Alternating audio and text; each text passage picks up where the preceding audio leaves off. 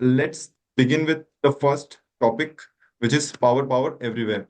So this is I'm starting with a very simple chart, uh, which is per capita electricity. So सबसे important चीज क्या होती है whenever we discuss about any industry या कोई भी टॉपिक पे हम बात करते हैं टू अंडरस्टैंड कि सबसे बड़ा, अगर ब्रॉडर वे में अगर हम देखते हैं तो उसमें क्या चीज है जो सबसे इंपॉर्टेंट है, और मैक्रो लेवल पे अगर हम किसी भी इंडस्ट्री को देखना है तो generally we compare it with other emerging market. So India का जो कंपेरेबल मार्केट है वो है China.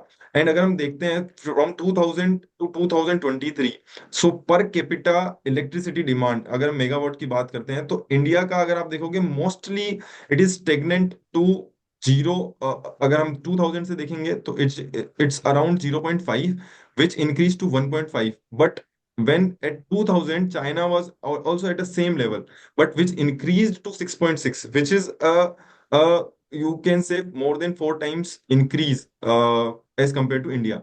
So electricity demand India में अभी तक इतनी स्पीड से ग्रो नहीं हुई है जितनी चाइना में हुई है पर कैपिटा, अगर हम इलेक्ट्रिसिटी डिमांड पर, because of the industrialization impact in China.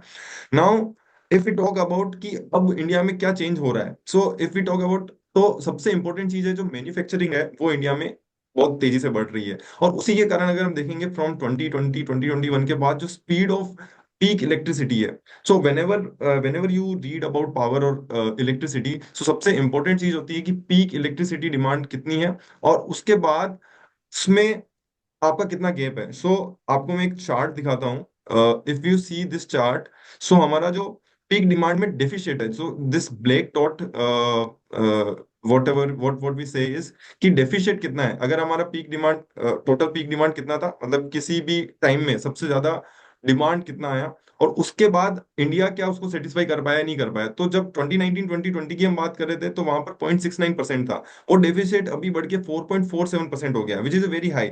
अगर हम बात करते हैं पहले क्या हुआ करता था, तो FY10 2010 की अगर हम बात करते हैं तो it was as high as 13%। So उस टाइम डिमांड था, फिर उसके बाद डिमांड वापस 19, अगर हम 2019 से 2021 की बात करें तो it was stagnant and less than 1%। तो less than 1% is very good, but उसके बाद क्या हुआ, this demand started increasing again. And उसके उसकी अगर हम देखेंगे यहाँ पर, तो अभी जो डिमांड है वो ऑल टाइम हाई। अगर हम देखेंगे पिछले 5 सालों की अगर बात करें 2019-20 से लेकर 2023-24 तक की, तो it was as high as 4%, and 9 gigawatt का there is a different and there is a deficit. So whenever there is a deficit there is a rise, और गवर्नमेंट पुश कि हम ज्यादा से ज्यादा इलेक्ट्रिसिटी प्रोड्यूस करें। इवन अगर हम बात करते हैं तो सबसे अभी जो पॉलिसी चेंज आने वाला है वो है ministry of power is releasing national electricity plan, जो 2032 की पीक डिमांड हम किस तरह से सेटिस्फाई करेंगे, वो उसका पूरा प्लान आने वाला है। एंड उसके लिए 9.15 लाख करोड़ का एक मैसिव इन्वेस्टमेंट गवर्नमेंट ने प्लान किया है, मिनिस्ट्री ऑफ पावर ने। सो ये ये investment is very huge investment in the state transmission system and central transmission system. And that's why we are discussing कि अगर हम इस पूरे पावर इलेक्ट्रिसिटी और पावर की डिमांड में, तो सबसे ज्यादा इसमें क्या होता है कि अगर हम पूरा वैल्यू चेन एनालिसिस करें तो सबसे ज्यादा अभी जहां पर फोकस गवर्नमेंट करना चाह रही है वो है ट्रांसमिशन सिस्टम की ओर। एंड उसमें सबसे इंपॉर्टेंट चीज आती है ट्रांसफॉर्मर्स।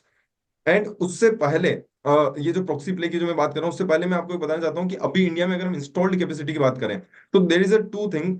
एक होती है इंस्टॉल्ड कैपेसिटी कितनी है, एक जनरेशन कितना हो रहा है। तो सबसे इंपॉर्टेंट है अभी की आपकी कैपेसिटी कितनी है। तो अगर हम इंडिया की बात करें तो FY24 में देर इज अ 445 गीगावाट की कैपेसिटी, एंड सबसे ज्यादा capacity we have with us is 243 gigawatt की thermal capacity. Thermal is like coal और गैस से आप इलेक्ट्रिसिटी जनरेट कर रहे हो।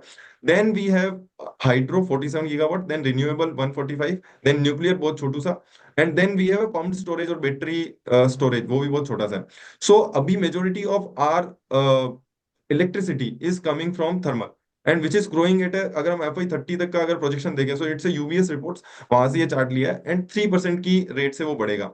वहीं अगर हम बात करते हैं हाइड्रो की, तो it will increase, it will grow with 2% के, and at the same time renewable will grow at a 15% के अगर। so any company, अगर हम बात करते हैं from SME to main board, अगर हम अभी जैसे प्रीमियर एनर्जी आया, so there is a huge demand because the growth rate in this whole renewable segment is growing at a very fast rate. So that's where the thing is now, if you talk about कि power value chain में होता क्या क्या है, सो सबसे पहले क्या होता है, सबसे पहले there is a generation. So power generation होगा।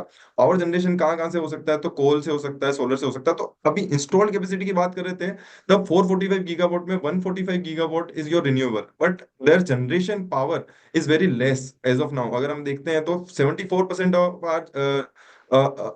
Are Indian power generation is coming from coal, then 2% from gas, 7% is from solar, and 5%, so, and 8% from hydro. So 8, 7, 15, and 5, 20% is coming from renewable, and 1% biogas. So you can say there is a 21% which is coming from renewables, 74% is coming from coal, and 3% from nuclear. So overall, if we talk about FY 24 में सबसे ज्यादा आपका जो generation हुआ है, जो thermal thermal power से हुआ है, क्योंकि 76% of your Indian power generation is coming from this this capacity.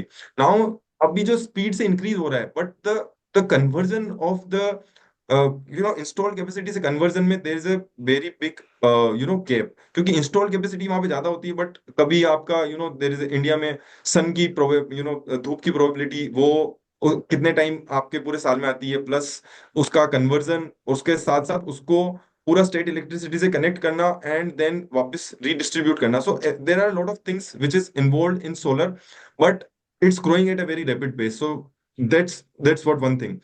Second thing which comes when after generation there is a transmission, and then third is distribution. So India ka jo transmission network is one of the world's largest network, and government is coming up with a one nation one grid scheme, ताकि हम पूरे India को एक ही grid से connect कर पाए। और electricity को पहले क्या होता था कि हर हर रेंज, हर एरिया का अलग अलग ग्रिड हुआ करता था, तो उसके कारण क्या होता था, there is a very challenge अगर वहां पर इलेक्ट्रिसिटी खत्म हो गई।